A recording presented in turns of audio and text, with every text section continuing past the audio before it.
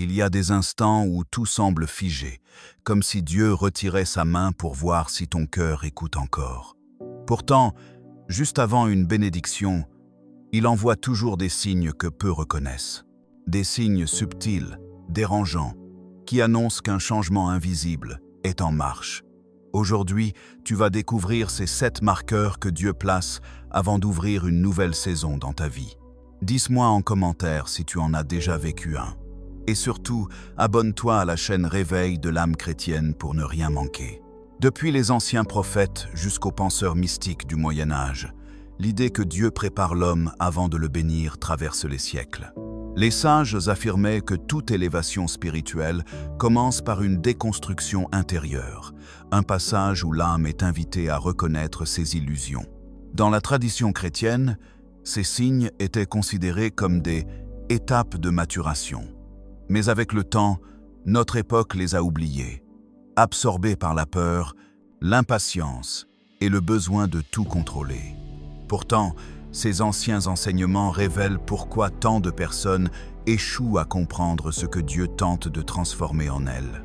Lorsque Dieu s'apprête à libérer une bénédiction dans ta vie, il ne le fait jamais au hasard. Il n'agit pas dans le désordre, ni dans la précipitation.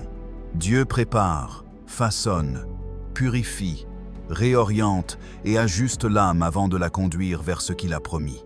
Et cette préparation n'est jamais invisible.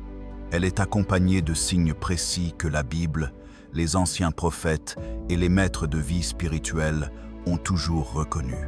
Le problème, c'est que l'homme moderne ne sait plus les voir. Il confond l'épreuve avec l'abandon, le silence avec le rejet, l'attente avec la punition.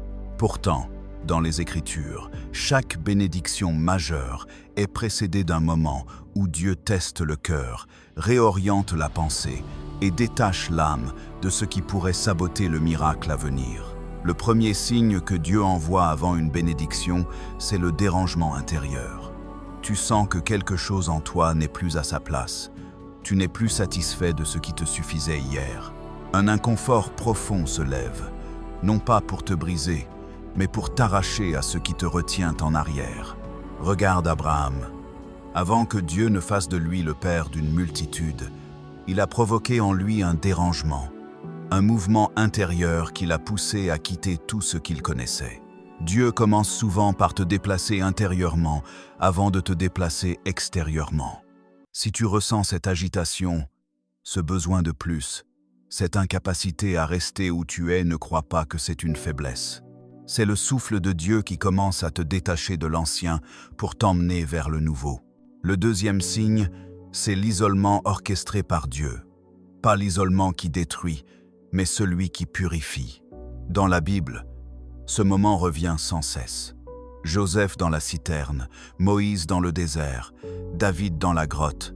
Jésus lui-même conduit 40 jours loin de la foule. Avant chaque élévation, Dieu t'arrache à certaines voies pour que tu puisses entendre la sienne. Il ferme des portes, éloigne des personnes, te retire de certains cercles. Tu crois que tu perds, mais tu es simplement séparé. La séparation n'est jamais une punition pour celui que Dieu veut bénir. C'est une protection. Quand tu te retrouves seul, ce n'est pas la preuve que Dieu s'éloigne, c'est le signe qu'il t'approche. Le troisième signe, c'est la mise en lumière de ce qui doit mourir en toi. Dieu ne bénit jamais un cœur en guerre contre lui. Alors, avant d'ouvrir une nouvelle saison, il met le doigt sur ce qui doit être abandonné.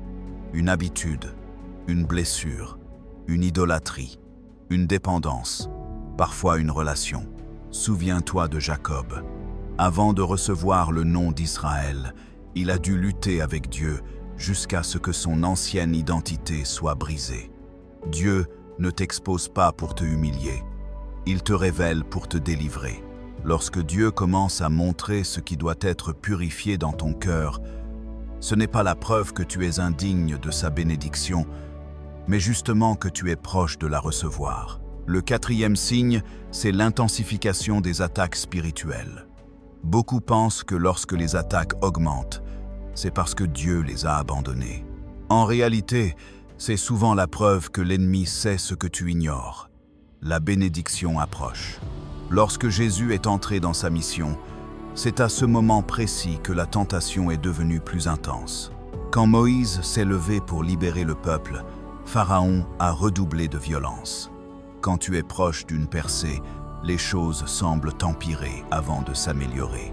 Ne te trompe pas de lecture. Lorsque les ténèbres se lèvent contre toi, c'est rarement parce qu'elles gagnent. C'est généralement parce qu'elles sentent qu'elles sont sur le point de perdre. Le 5e signe, c'est le silence divin. Pas un silence vide, mais un silence qui t'enseigne. Dieu ne parle pas seulement par des mots, il parle aussi par son absence temporaire d'instruction. Dans ces moments, il teste ta fidélité, ta patience, ta capacité à marcher par la foi plutôt que par la sensation. Job l'a vécu, David l'a vécu. Même Jésus sur la croix a ressenti ce silence. Et pourtant, ce silence n'a pas été la fin. C'était la préparation de la plus grande victoire de l'histoire humaine. Si tu traverses un moment où Dieu semble se taire, comprends ceci. Dieu ne t'a pas abandonné. Il t'entraîne à tenir debout seul pour pouvoir te confier davantage ensuite. Le 6e signe, c'est la réorganisation brutale de ta vie. Dieu ferme des portes que tu voulais ouvrir. Il détruit des plans que tu croyais parfaits. Il renverse des projets que tu avais construits avec ton intelligence. C'est déroutant, mais c'est un signe de sa souveraineté. Lorsque Dieu prépare une bénédiction, il nettoie, il retire ce qui te ferait tomber plus tard, il coupe ce qui te ralentirait. Pense au prophète Jonas. Dieu a utilisé la tempête pour réorienter son chemin. Parfois, ce que tu appelles une catastrophe n'est qu'une correction. Ce que tu appelles une perte n'est qu'un repositionnement. Enfin, le 7e signe, c'est le retour d'une paix étrange, une paix qui dépasse ton intelligence, comme le dit l'apôtre Paul. Après l'agitation, après l'isolement, après les attaques, après le silence, après les pertes apparentes, tu sens soudain une paix que rien n'explique. Tu ne sais pas encore ce que Dieu va faire, mais tu sais qu'il va agir. Cette paix est la signature du Saint-Esprit, le sceau de Dieu qui annonce que la saison de transformation touche à son accomplissement. C'est la même paix que Jésus offrait lorsqu'il disait « Je vous laisse ma paix, je vous donne ma paix ». Lorsque cette paix se pose sur toi, même les endroits brisés en toi commencent à se réparer sans effort. Si tu reconnais un ou plusieurs de ces signes, tu n'es pas en train de perdre ton chemin. Tu es en train de t'approcher de ta bénédiction. Dieu ne t'a pas oublié. Il ne t'a pas mis de côté. Il est en train de préparer ton cœur, ta vie et ton esprit pour quelque chose qui dépasse ce que tu imagines. Chaque signe n'est pas un avertissement négatif, mais une annonce prophétique. Tu entres dans une nouvelle saison, celle que Dieu a bâtie dans le secret, celle pour laquelle il t'a façonné depuis longtemps. Lorsque Dieu s'apprête à libérer une bénédiction dans ta vie, il ne te donne jamais simplement quelque chose. Il t'élève, il t'élargit, il t'approfondit. Et cette élévation s'accompagne toujours de paradoxes que seuls ceux qui marchent réellement avec lui peuvent comprendre. Le premier de ces paradoxes, c'est que plus la bénédiction approche, plus Dieu te demande de renoncer. Dans le monde, on pense que bénir signifie ajouter. Dans le royaume, bénir signifie d'abord purifier. Dieu enlève avant de donner, parce qu'il ne déposera jamais sa grâce sur une structure intérieure qui pourrait s'effondrer. Regarde la vie d'Abraham, de Moïse, de Joseph, de Pierre. Chaque homme appelé à une grande bénédiction a dû passer par un dépouillement. Ce renoncement n'est pas une perte, mais une préparation. Dieu te débarrasse de ce qui pourrait concurrencer sa présence, de ce qui pourrait détourner ton cœur une fois la bénédiction reçue. Le deuxième paradoxe, c'est que Dieu t'amène souvent à la fin de tes forces, juste avant de t'ouvrir une nouvelle saison. Dans sa logique, ta faiblesse n'est pas une menace. C'est un espace où sa puissance peut se manifester sans être confondue avec la tienne. L'apôtre Paul l'a découvert lorsqu'il a entendu cette voix divine lui dire « Ma grâce te suffit, car ma puissance s'accomplit dans la faiblesse. » Quand Dieu te conduit au bout de toi-même, ce n'est pas pour t'écraser, mais pour t'obliger à lâcher les appuis humains, les stratégies personnelles, les illusions d'autosuffisance. Tu pensais que ta bénédiction dépendrait de ton intelligence, de ton travail, de ta discipline. Mais Dieu te démontre que tout ce que tu croyais maîtriser n'était qu'une poussière entre ses mains. Et c'est lorsque tu ne peux plus compter que sur lui que la porte s'ouvre. Le troisième paradoxe, c'est que Dieu provoque parfois des conflits internes qui te semblent destructeurs, mais qui sont en réalité des révélations. Il surgit dans ton cœur une tension entre ce que tu veux et ce que Dieu veut, entre ce que tu crois être juste et ce que le Saint-Esprit te murmure. Ce conflit n'est pas un signe de désordre intérieur, mais de transformation. L'ego résiste. Le vieil homme refuse de mourir. La chair se bat contre l'esprit. Tout ce qui n'est pas aligné avec le plan de Dieu commence à perdre sa force. Cela crée un tumulte intérieur qui t'épuise, mais ce tumulte annonce la naissance d'une nouvelle version de toi. Jésus a dit « Celui qui veut me suivre doit renoncer à lui-même ». Ce renoncement n'est pas une simple phrase, c'est une guerre intérieure. Et cette guerre s'intensifie juste avant la victoire.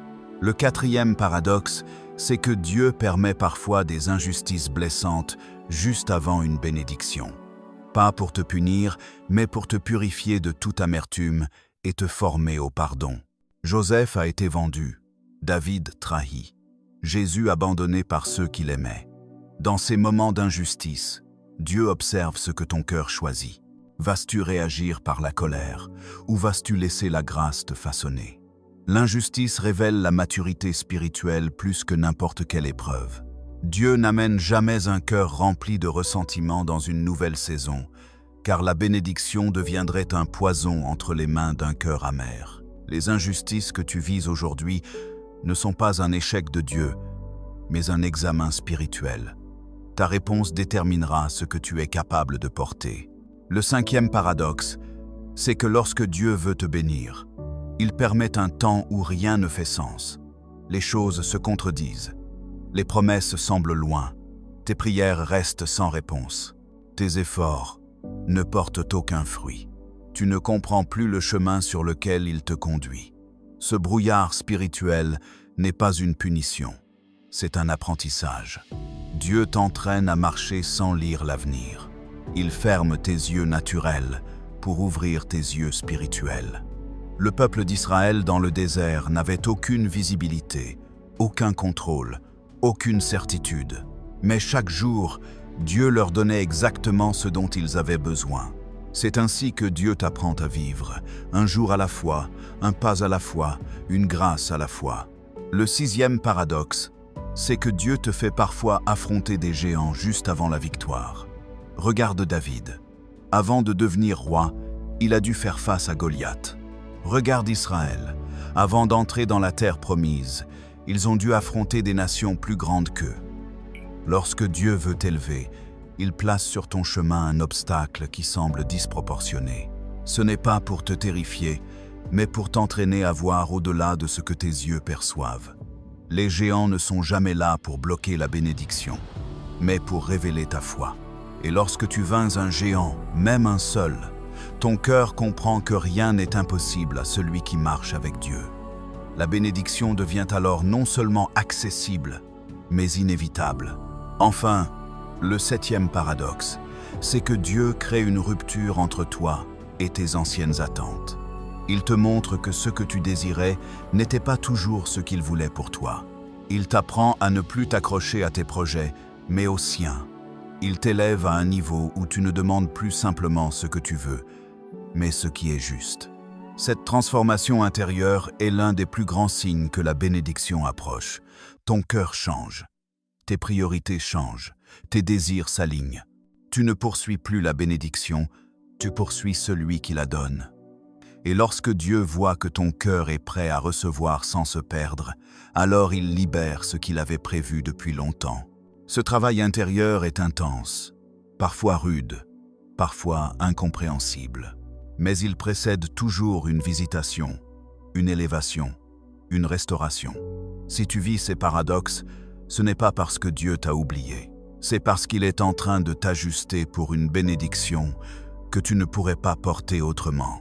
Maintenant que tu comprends ces signes et ces paradoxes, Il est essentiel de voir comment les vivre activement, comment transformer cette période d'attente et de purification en un temps de préparation réelle à la bénédiction.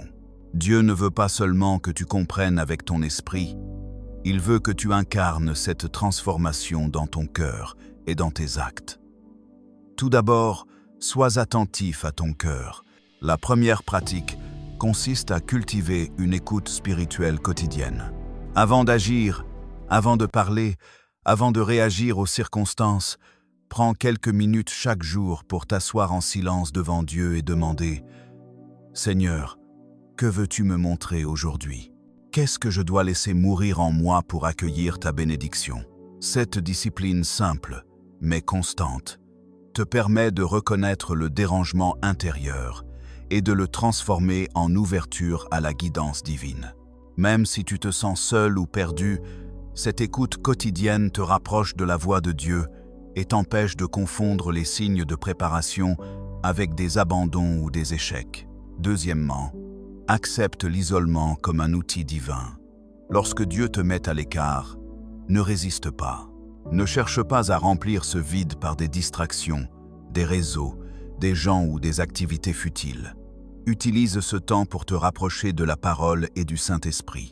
Lis les Écritures avec attention et méditation, pas seulement pour chercher des réponses immédiates, mais pour laisser le texte travailler en toi. Tu peux tenir un journal spirituel, noter les impressions, les prières, les rêves ou les intuitions. Ce processus t'aide à voir les signes que Dieu te donne avant de libérer la bénédiction, et il te permet de te préparer à accueillir ce qui est juste, pur et durable.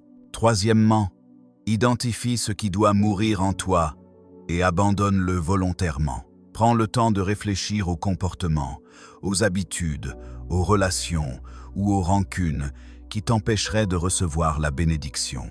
Parfois, Dieu utilise les circonstances pour te montrer ce que ton cœur s'accroche à tort. Ne combats pas la purification intérieure par résistance. Confesse tes limitations et tes fautes, offre-les à Dieu et demande-lui de t'aider à les transformer. Le renoncement volontaire est un acte de foi. Il montre à Dieu que ton cœur est prêt à recevoir sa grâce sans obstacle. Plus tu pratiques ce lâcher-prise, plus ta bénédiction pourra se manifester pleinement et sans compromis. Quatrièmement, pratique la gratitude malgré les épreuves. Même lorsque les attaques semblent se multiplier, même lorsque le silence divin pèse sur toi, choisis de remercier Dieu pour sa présence, même invisible. La gratitude transforme la perspective. Elle te fait voir les bénédictions déjà présentes et ouvre ton esprit à ce que Dieu prépare. Une prière simple chaque matin, disant « Seigneur, merci pour ce que tu prépares en moi », peut transformer la peur et l'inquiétude en confiance et en paix. La gratitude devient ainsi un outil spirituel qui aligne ton cœur avec la volonté divine et t'aide à rester ferme lorsque les paradoxes de la préparation se manifestent. Cinquièmement, développe la patience active. Comprends que chaque étape que Dieu met devant toi a un but précis. Ne te précipite pas pour sauter des étapes et ne te compare pas aux autres. La patience n'est pas l'inaction. C'est marcher avec Dieu même lorsque tu ne vois pas la fin du chemin. Prends des décisions chaque jour en te demandant « Cette action me rapproche-t-elle de la volonté de Dieu ou de mon désir égoïste ?» Chaque choix aligné avec lui, même petit, t'enseigne à recevoir la bénédiction avec maturité et discernement. Sixièmement, pratique le pardon et la purification de ton cœur envers les autres. Si Dieu te demande de traverser des injustices avant la bénédiction, réponds avec grâce et pardon. La rancune, le ressentiment ou la colère sont des obstacles invisibles qui empêchent la bénédiction de se poser pleinement. Dans la prière, demande à Dieu de purifier ton cœur et de t'aider à bénir ceux qui t'ont blessé. Le pardon n'efface pas toujours la douleur, mais il libère ton cœur pour accueillir la paix et la plénitude de la bénédiction à venir. Septièmement, marche dans la foi active. Même lorsque le chemin est obscur, avance. Fais les pas que Dieu t'indique, même s'ils te semblent petits ou insignifiants. L'action guidée par l'Esprit transforme l'attente en préparation concrète. Ne reste pas passif en attendant que la bénédiction tombe du ciel. Le ciel œuvre avec toi, mais il attend ta coopération. Chaque geste de foi, chaque décision alignée, chaque acte de courage dans l'ombre te prépare à recevoir le visible et le durable. Enfin, rappelle-toi que la paix intérieure est ton indicateur. Lorsque malgré les épreuves, le dérangement, les pertes et le silence, tu sens une paix profonde et inexplicable, comprends que Dieu est à l'œuvre. Cette paix est le sceau qui confirme que la bénédiction est proche. C'est un moment où l'âme se repose sur Dieu, non sur les circonstances, non sur les stratégies humaines. Lorsque tu sens cette paix, continue d'obéir, de persévérer et de te préparer. Le miracle est imminent et tu es prêt à le recevoir avec un cœur pur et aligné. En appliquant ces pratiques, tu transformes chaque signe en une opportunité de croissance. Ce n'est pas seulement attendre la bénédiction, c'est devenir digne de la recevoir. Dieu prépare ceux qui le suivent avec foi, humilité et persévérance. Les épreuves ne sont plus des obstacles, mais des tremplins. Les silences ne sont plus des absences, mais des invitations à écouter plus profondément. Les pertes apparentes ne sont plus des défaites, mais des réajustements divins. Et tout cela te conduit à une réception consciente, mature et joyeuse de la bénédiction que Dieu a préparée depuis le commencement. Maintenant que tu as découvert ces 7 signes et ces paradoxes, tu comprends que rien dans ta vie n'arrive par hasard. Chaque dérangement intérieur, chaque isolement, chaque silence, chaque difficulté, chaque épreuve est orchestré par Dieu pour te préparer à une bénédiction qui dépasse tout ce que tu peux imaginer. La bénédiction ne se contente pas d'arriver. Elle exige un cœur pur, un esprit fidèle et une âme prête à recevoir. Dieu ne te surprend jamais par hasard. Tout est calculé. Chaque détail a un but. Souviens-toi, le dérangement intérieur n'est pas une punition. Il est un appel. L'isolement n'est pas un abandon. Il est un espace de purification. Les attaques ne sont pas des signes de défaite, elles sont des révélations. Le silence n'est pas un vide, il est un apprentissage. Les ruptures, les pertes et les paradoxes sont des instruments divins pour former un cœur capable de recevoir la grâce pleinement. Et lorsque cette paix profonde s'installe malgré tout, c'est le sceau qui te montre que la bénédiction est proche. Alors, regarde autour de toi, écoute ton cœur, examine tes réactions et accueille chaque signe avec foi et discernement. Ne cherche pas à précipiter la bénédiction, laisse Dieu achever son œuvre en toi. Et souviens-toi, les vérités que tu refuses de voir aujourd'hui deviennent les clés de ta transformation demain. Si cette vidéo t'a parlé, partage ton expérience dans les commentaires, abonne-toi à la chaîne Réveil de l'âme chrétienne et continue de marcher avec Dieu dans la foi, car chaque signe que tu reconnais te rapproche de la vie qu'il a préparée pour toi. La bénédiction est là, plus proche que tu ne le crois, et elle attend un cœur prêt à l'accueillir.